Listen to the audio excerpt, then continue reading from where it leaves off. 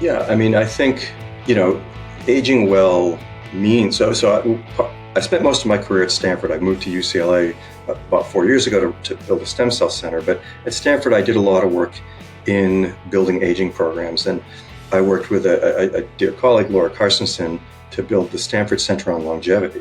That is not a biology center. That's a center about a society with older people living longer.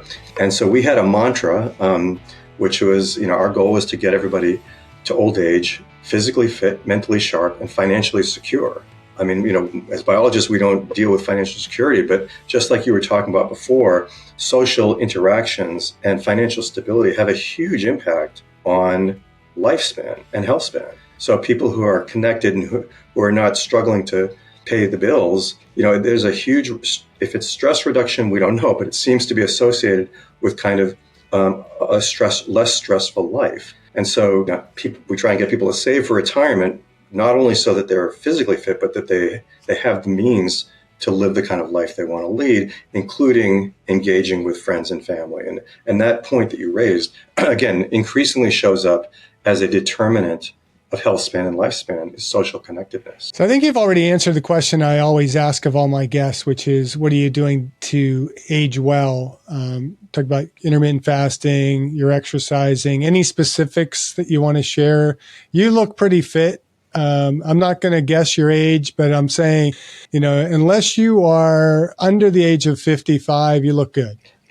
Yeah. So I'm a marathon runner. I haven't run in a few years because I've been dealing with an Achilles tendon injury that I would love to figure out how to solve. But, for decades, I ran marathons, and, I still run, but I'm just not up to that distance at this point.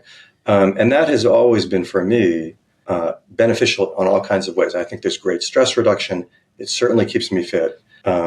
And it gives me time to think. I think there are many benefits of that kind of activity beyond just the physical activity itself.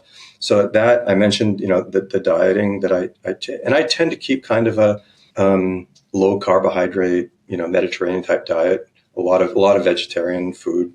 I don't go crazy about it, but it's food I like, and I think I feel better because of it.